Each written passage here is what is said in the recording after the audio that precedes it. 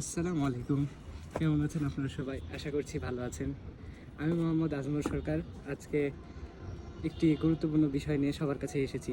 বিষয় হচ্ছে আমি আজকে একটা বনসাই রেডি করার জন্য, নতুনভাবে তৈরি করার জন্য আবার শুরু করেছি। তো যেই গাছটি আমি বনসাই আকারে গোটাটা বানাবো, সেই গাছটি আমার সামনে রয়েছে। এটা আপনারা দেখতে পাচ্ছেন, এখানেই আছে। গাছটা এটা হচ্ছে চাইনা বট, মানে চীনে প্রায় এটা প্রচলিত রয়েছে। গাছটার বিশেষত্ব হচ্ছে যে এটাকে মানে বনসাই আকারে আপনারা সবাই বানাতে পারবেন। বনসাই বিভিন্ন রকমের হয়, বট গাছের হয়, পাইকর গাছের হয়, তেঁতুল গাছের হয়। তার সাথেও আরও কিছু মানে গাছের হয়, সেটি হচ্ছে নিম পাতা, আরও সকল গাছ আপনারা যেটাতে স্বাচ্ছন্দ্য বোধ করেন, আপনারা যেটাতে পছন্দ করেন, যেটাতে বানালে আপনাদের জন্য ভালো হয়। আমি আজকে মেনলি এই গাছটা সম্পর্কে কিছু কথা বলবো। গাছটা মেনলি আমি কিনেছি আজকে হচ্ছে 9 তারিখ, সকাল 9 তারিখ বিকাল 4টার দিকে কিনেছি। বিষয় হচ্ছে গাছটাকে নিয়ে আসা মাত্রই গাছটাকে টপে প্রথমে আমি দিয়ে দিয়েছি এবং এটাকে সম্পূর্ণভাবে এখন ক্লিন করা হবে। ক্লিন করার পরে প্রথম অবস্থায় আমরা এভাবে রেখে দিব। তারপরে এটার পাতাগুলো আপনারা দেখতে পাচ্ছেন, সব পাতাগুলো ময়লা রয়েছে। এই পাতাগুলোর ময়লা পরিষ্কার করে দেবো এবং প্ল্যান্ট করার কিছুক্ষণ পরে আমরা পানি দেবো এর মধ্যে। এবং তার একটা মূল কারণ হচ্ছে, ওটা ক্লিন করলে জিনিসটা দেখতে সৌন্দর্য বৃদ্ধি পাবে। এটার সাথে সাথে আরও মেলা ধরনের দিক রয়েছে। এটা বিভিন্ন ধরনের ছত্রাকমুক্ত হবে। এখানে আমরা ছত্রাকনাশক ব্যবহার করবো, যাতে কোনো ধরনের ছত্রাক বা কোনো কিছু জানি এর মধ্যে না আসে।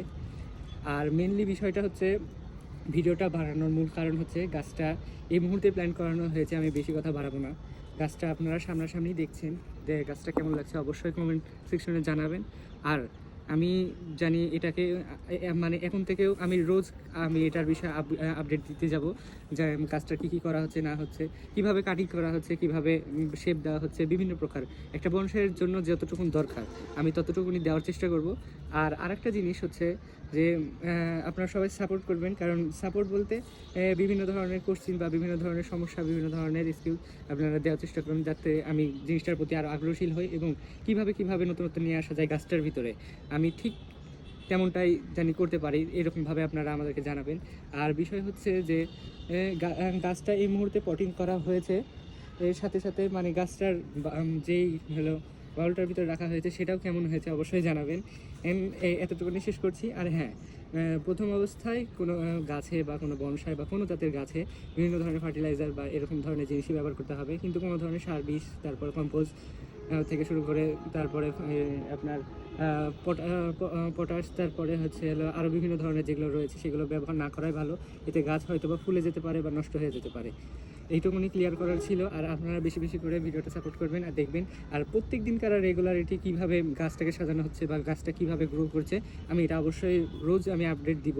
আপনারাও এটা দেখে জানাবেন এবং কী ধরনের সমস্যা রয়েছে আমাদেরকে জানাবেন, বা কোনো ধরনের মানে কী ধরনের আকৃতি দিলে ভালো হয় এটাও জানাবেন। এখানে আমি শেষ করছি। প্রতি সপ্তাহে হয়তো বা একটি করে ভিডিও আমি দিতে পারি বা 2টি করে ভিডিও দিতে পারি বনসাই সম্পর্কে রয়েছে। আমার এখানে তৈরিকৃত মেলা ধরনের গাছই রয়েছে, যেমন বিভিন্ন ধরনের ফুলের গাছ, বিভিন্ন আঙ্গুরের গাছ আছে, বড় বড় আঙ্গুরের গাছ আছে, চারা আঙ্গুরের গাছ আছে, আপেলের গাছ আছে, ডালিম থেকে শুরু করে কমলা, মালটা ইত্যাদি, মানে যত ধরনের গাছ হওয়া থাকে, শাকসবজি থেকে শুরু করে সব ধরনের। মানে এটা কোনো নার্সারি না, বাট আমি মানে ছাদটাকে সাজানোর জন্য আর কি। আপনারা সবাই সাপোর্ট করবেন এবং রোজ আমি যে ভিডিওগুলো দিব, প্রায় প্রতি সপ্তাহে যদি 2টা করে ভিডিও দিই, আপনারা অবশ্যই জানাবেন কেমন হয়েছে এবং পরবর্তীতে আপনাদের সাথে দেখা হবে ইনশাআল্লাহ।